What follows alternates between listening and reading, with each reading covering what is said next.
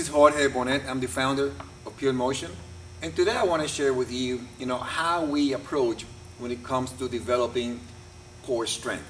Okay, there is so much, bullshit out there about how to get a strong core. The people that talk about planks, some people that are against planks, some people, even against about doing sit-ups when sit-up was the way to get a six-pack. There's a lot of confusion, and honestly, it's freaking simple.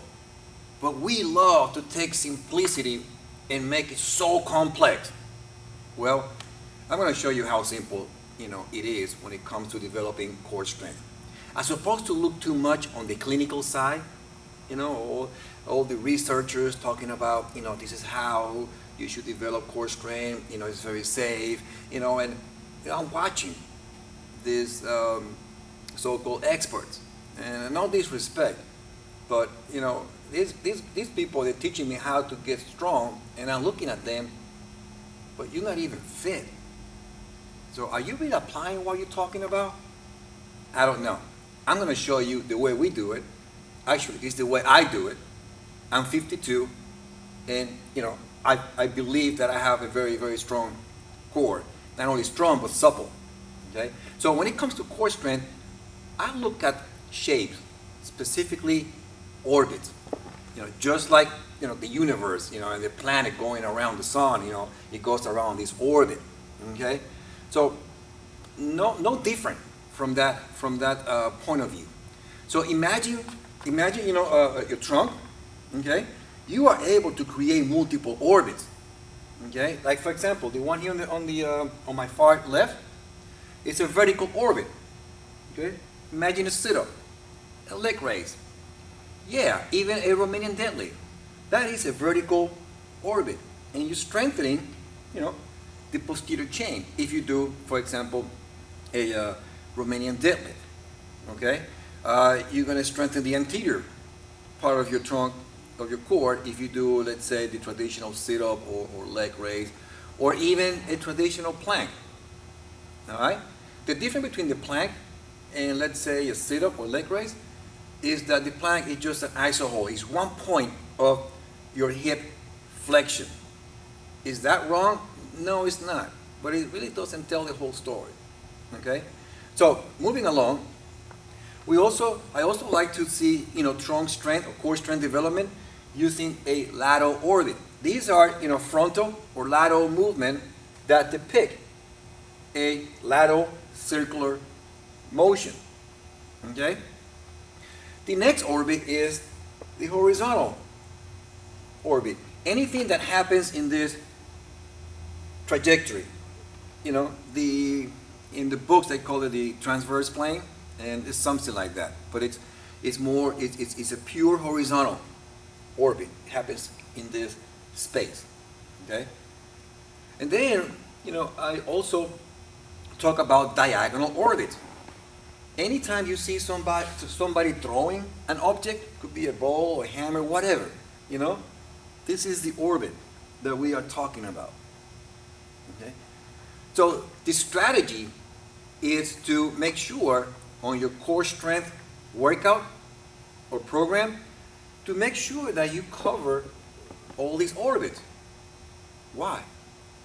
Well, this is where having a little knowledge of anatomy comes in. If you see this weird illustration, what I'm trying to do is show the anterior part of your core, where I'm just showing, for example, the serratus muscles, right here, the intercostals, right here, and the obliques, okay? And then you see, this is your six-pack muscles, okay? Notice that your six-pack muscles are vertical. So anything that happens in this orbit is going to pretty much be, your six-pack muscles will be involved, or your erector spinae, which is your posterior muscles. All right. So, and then when it comes to lateral, horizontal, or diagonal, it's going to be more the muscles on the side of your body, the serratus and the obliques. Okay, that are pretty much responsible for all these type of orbit. Okay? Doing just vertical movements, right here and here, it doesn't really engage dynamically muscles like the serratus and obliques in this orbit. Okay? So we need to make sure that we have a balance. Remember that I always talk about balance strength? Well, this is part of what we're talking about here. So in the next, in about a few seconds, I'm going to be showing you a specific movement patterns that we do to target this orbit. You'd be amazed how simple not only the movement is, but the tools that we use, that you can actually do it anywhere after you watch this video. Let's go at it. So let's go ahead and show you a very simple movement pattern. Some of you probably have done it before, seen it before, but it works. We do it here a lot, and it just takes some furniture sliders. Okay, you can get these at Home Depot, Lowe's, whatever. It's very, very, very inexpensive. It's about $3 a pair, I believe. And I like to use some pushing handles, okay, because my wrists are messed up from too much of this power cleans. So it hurts to be in this position. So let me go ahead and show you, for example, each one.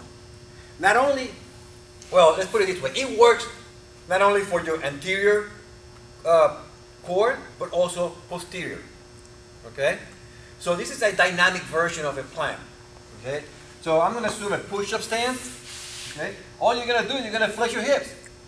So that way you can bring your toes to your hands, but not all the way up. It's right there. Okay? So you stabilize your back muscles as you dynamically contract your anterior core muscles. Okay, a variation, and I do, we do it not only here in the Pure Motion Training Center, but I do it at home. I have carpet, so as opposed to walk with my feet, all I do gator crawl. See, forward and back. Okay, I walk the whole house just like this. Okay, extremely simple. Okay, it costs barely nothing. Okay, here's the variation. Okay? And by the way, what we work in here, it's pretty much that vertical orbit. All right. Another example of that vertical orbit is the reverse sit-up with the earth.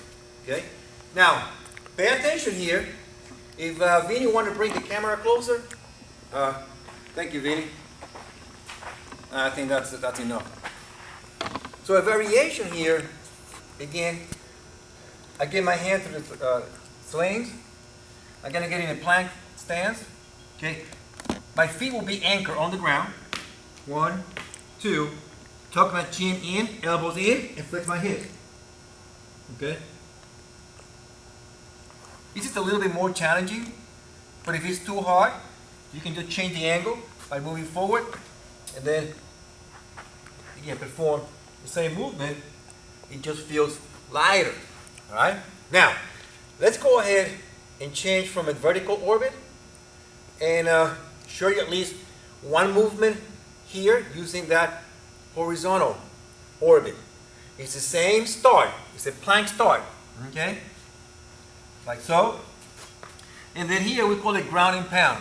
Okay? Basically your shoulder blades, you're going to see a retraction, protraction right here. See? So it's not a hammering. It's the shoulder retract and my right retract, and then vice versa. Just like that. Okay? At that moment, we are dynamically activating your serratus and your obliques. Okay? Extremely simple. Right? Let's change the implement, okay, with the tool to show you again another example of the horizontal orbit, but now I'm going to be standing.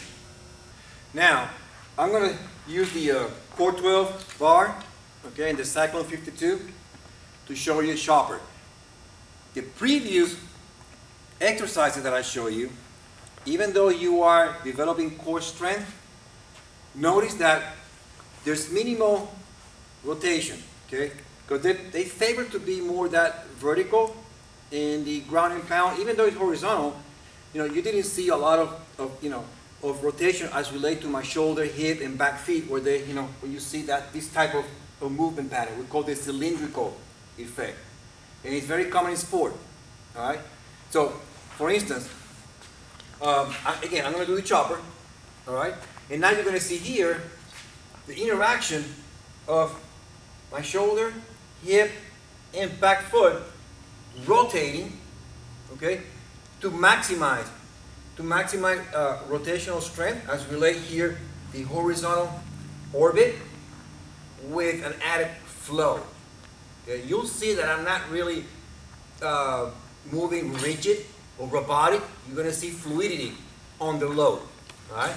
So I lift the waist stack. Okay, if I'm gonna, it doesn't matter if you go horizontal where you put your hands, as long as they are in the middle. Okay, no, it's gonna hurt. Okay, hold it right in the middle. One, overhand, underhand, and then get a strong base by lowering your center of mass. Okay, and then from here, as you turn simultaneously, shoulder, hip, back foot, left one will turn or pivot. Basically, it's a 90-degree turn. One more time. See how low I am? That ensures that I have a strong base. And then I repeat the same other side. Okay. Then other side. I think there's a cat here. It's making a little noise this morning. Well, I think it's a little heavy. So, that's an example of a horizontal orbit. There's a lot of activation, people, on your serratus and your obliques. All right, many people ask me all the time, "Hey, Jorge, what do you do for your, for your loving handle?" This is one. Okay. So now let's move on from a horizontal orbit to a diagonal orbit.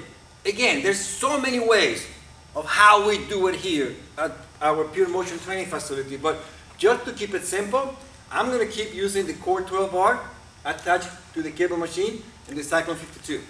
Now the setup here is a little bit different because I'm going to do this, again, this diagonal orbit. So my stance is going to change. I'm thinking, or I'm imagining myself that I'm going to throw something. Okay? So what I do in order to figure out my handprint is, if I have a ball here and I throw it, I should keep an overhand grip. Okay? And my other hand will be the opposite, underhand. Okay? So I move back to lift the waist stack, and then I literally going to perform the trajectory of this high-low chopper is going to follow that diagonal orbit. See, first I'm going to go up to my right, and then down, center, shift to my left. Okay? Up to the right, down to the left. Okay? It doesn't do justice you watching me and understand the muscle activation. I call it shark bite. You feel like, it's like a shark biting you. That's the contraction of the musculature from the right, and then how it changed the shark bite to the left. Okay? It's about telling you the sequence of muscle tension, how it changes, from right to left.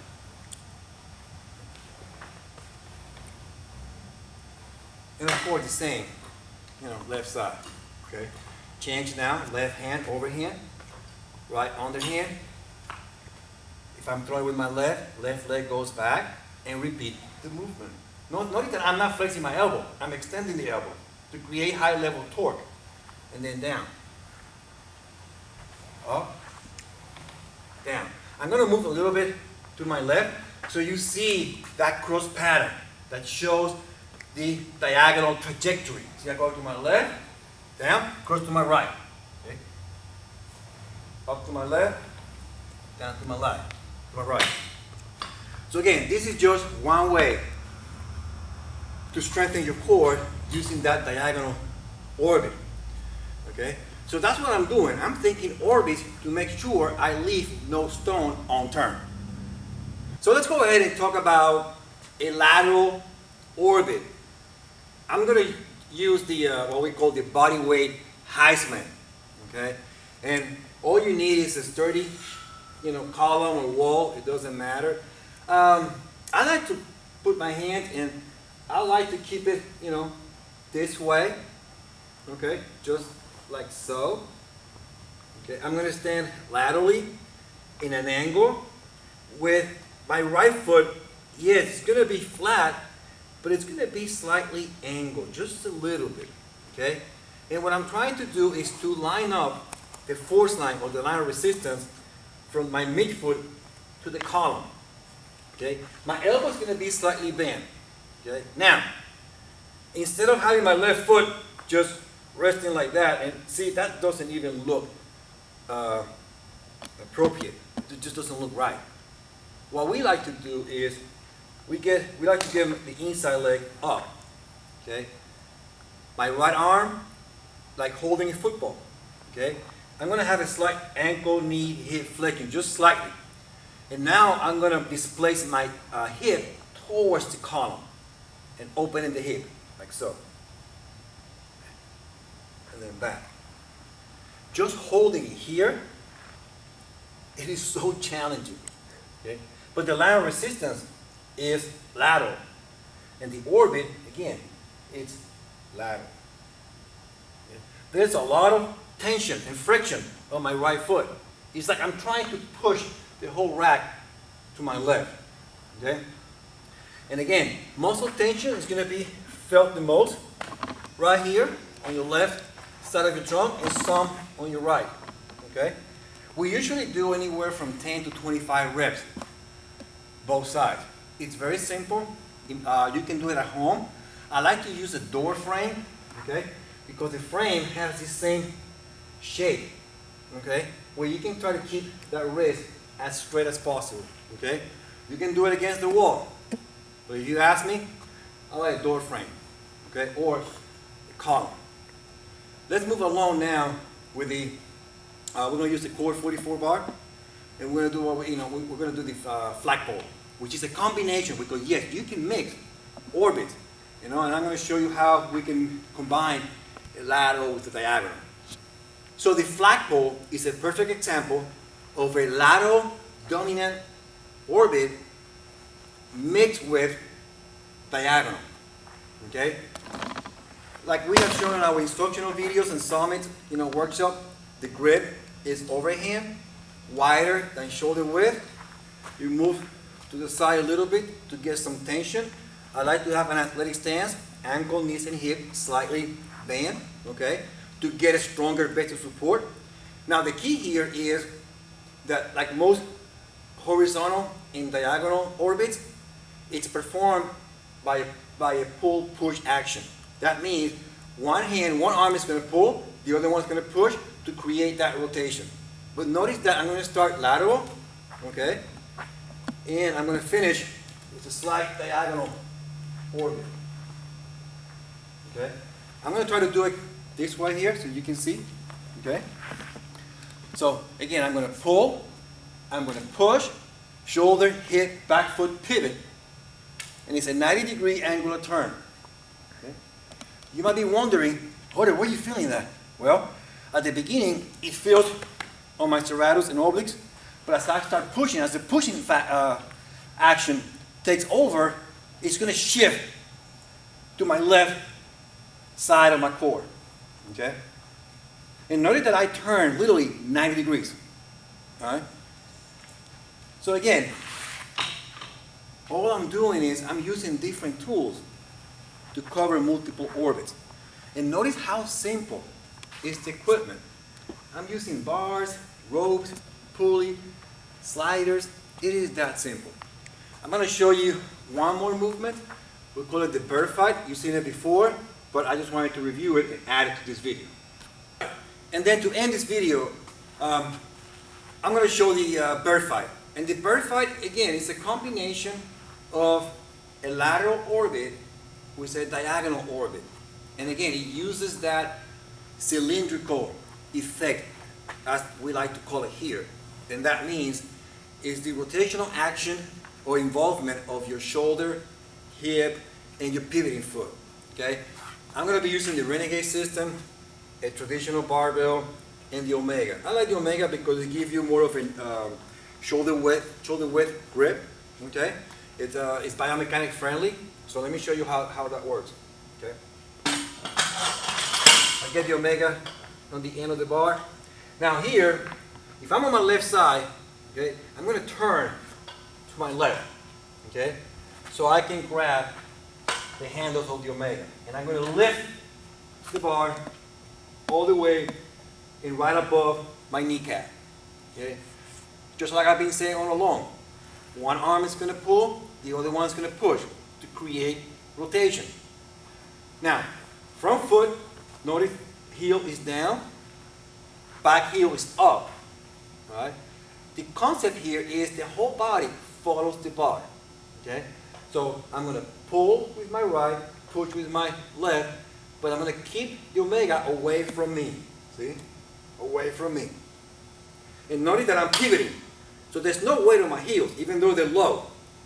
All the way to the other side. That's a 180 turn. Okay? And then I repeat the motion.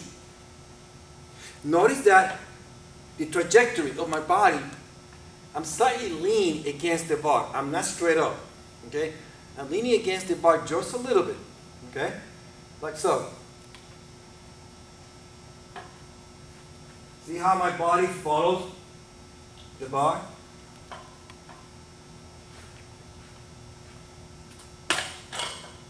There's no reason, like I have seen many times from other so-called experts, when they turn, they plant their heels, they fix their hip, and then just, there's a spine torsion right here.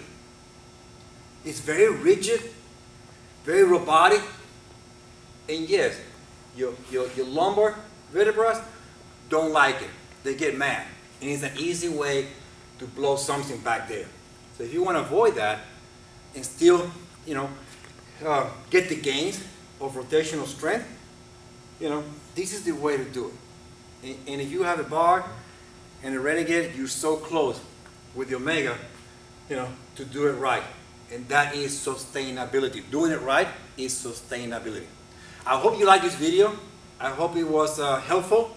And just try one, two, or three of these movement patterns and go by feel. Sometimes it's better for you to listen to your body as opposed to be watching so much information out there. People have agendas, okay? Some legit, some may not be legit, but at the end of the day, you got to go with what your body's telling you. Feel free to, shoot me an email, puremotion.net. Most of the email, actually, all the email comes to me, and I do always my best to reply in a timely manner. Thank you again.